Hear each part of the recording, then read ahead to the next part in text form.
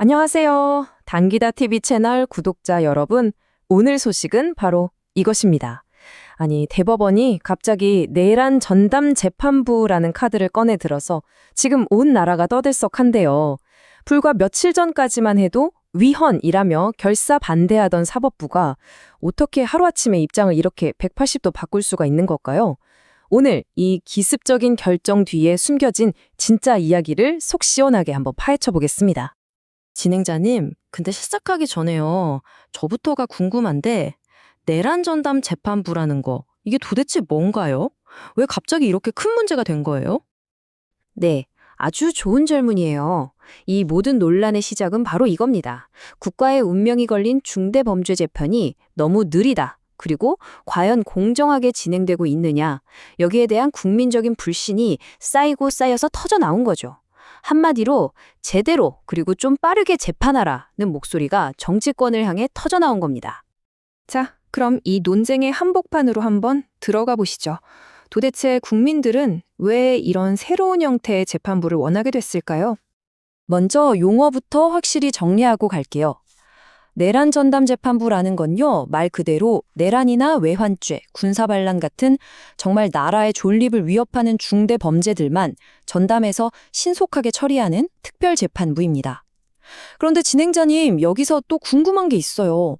아니, 왜 굳이 특별한 재판부가 필요한 거죠? 그럼 기존 법원에서는 이런 사건들을 제대로 처리 못하고 있었단 말인가요? 바로 그 지점입니다. 기존 사법 시스템에서는요, 특히 정치적으로 민감한 사건일수록 재판이 한도 끝도 없이 지연되거나 재판부의 공정성 자체에 대한 의심이 끊이질 않았거든요. 국민들 입장에서는 정말 답답함이 쌓이고 쌓여서 이대로는 정말 안 되겠다는 공감대가 만들어진 겁니다. 이런 국민적 요구에 가장 먼저 칼을 빼든 곳은 바로 국회였습니다. 더불어민주당이 아예 법으로 이 재판부를 만들자 하고 나선 거죠. 국회 법안의 핵심은 이거였습니다. 법률로 아예 재판부를 새로 만들고 판사를 추천하는 위원회에 법무부 장관 같은 외부 인사가 참여할 수 있게 하자. 이런 내용이었죠. 그런데 바로 이 지점에서 아주 심각한 문제가 제기됩니다. 아니, 판사를 뽑는데 외부 인사가 관여한다고요? 이건 사법부의 독립을 뿌리부터 흔드는 정말 위험한 발상 아닌가요? 맞습니다. 역시나 사법부 전체가 그야말로 벌집 쑤신 듯이 들고 일어났습니다. 전국 법원장 회의부터 대법원까지 정말 전례 없는 수준의 강력한 반대 성명을 쏟아냈죠. 법원의 논리는 아주 단호했어요. 특정 사건을 특정 재판부에 미리 배정하는 건 사건을 무작위로 배당해야 한다는 헌법 원칙에 어긋난다. 그리고 외부 인사가 판사 추천에 개입하는 건 명백한 사법부 독립 침해다. 한마디로 위헌이라는 거였죠. 하지만 법안을 지지하는 쪽의 입장도 팽팽했습니다. 사법부가 스스로 개혁을 안 하니까 법으로라도 강제해서 이 무너진 사법 신뢰로 회복해야 한다. 이런 주장이었죠. 이렇게 정치권과 사법부의 강대강 대치가 정말 최고조에 달하고 있었습니다. 바로 그때였습니다. 양측의 갈등이 정말 폭발하기 일보 직전인 상황에서 모두의 예상을 뒤엎고 대법원이 아무도 생각하지 못했던 카드를 꺼내든 겁니다. 자, 이 타임라인을 한번 보세요. 정말 숨가쁘게 돌아갔거든요. 12월 초에 민주당이 법안을 막 밀어붙이니까 중순에는 사법부가 이건 위헌이다 하고 강력하게 반발했죠. 그래서 16일에 민주당이 한 발 물러서서 수정안까지 냈는데 아니 바로 이틀 뒤 18일에 대법원이 갑자기 그거 그냥 우리가 내부 규정으로 만들겠습니다 하고 발표해버린 거예요. 잠깐만요. 진행자님. 아니 방금 전까지 위헌이라고 그렇게 길길이 날뛰던 게 사법부 아니었나요? 그런데 갑자기 자기들이 하겠다니요? 이게 무슨 상황이에요? 도대체 뭐가 달라진 거죠? 바로 그 질문이 이 사태의 핵심입니다.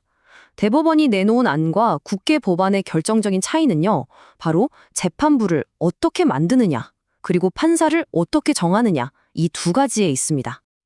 이 표를 보시면 아주 명확해집니다.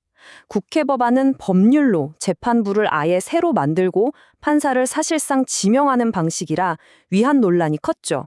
하지만 대법원안은 내부 규칙, 즉 예규로 하는 건데요. 일단 모든 재판부의 사건을 무작위로 배당한 다음에 그 사건을 받은 재판부를 전담 재판부로 지정하는 방식입니다. 이렇게 하면 무작위 배당 원칙을 지켰으니까 위헌 소지를 쏙 피해갈 수 있다. 이런 계산인 거죠.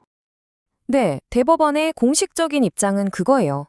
국회 법안은 위헌 소송으로 번져서 오히려 재판을 더 지연시킬 수 있으니 논란 없는 우리 방식으로 신속한 재판을 보장하겠다. 하지만 이걸 곧이곧대로 믿을 수 있을까요? 솔직히 이건 누가 봐도 국회가 추진하는 법을 막으려는 꼼수로 비칠 수밖에 없거든요. 바로 그 점이 정말 속 터지는 부분이에요.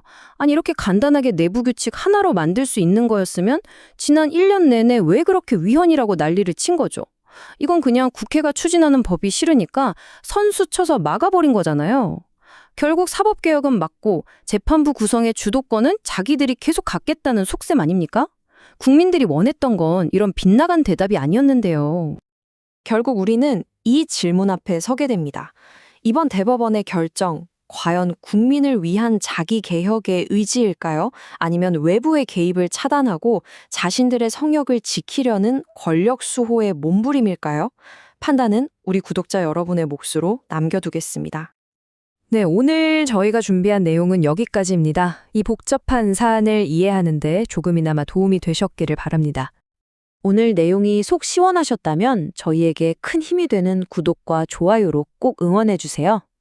저희 당귀다TV는 더 날카롭고 깊이 있는 분석으로 다시 찾아뵙겠습니다. 감사합니다.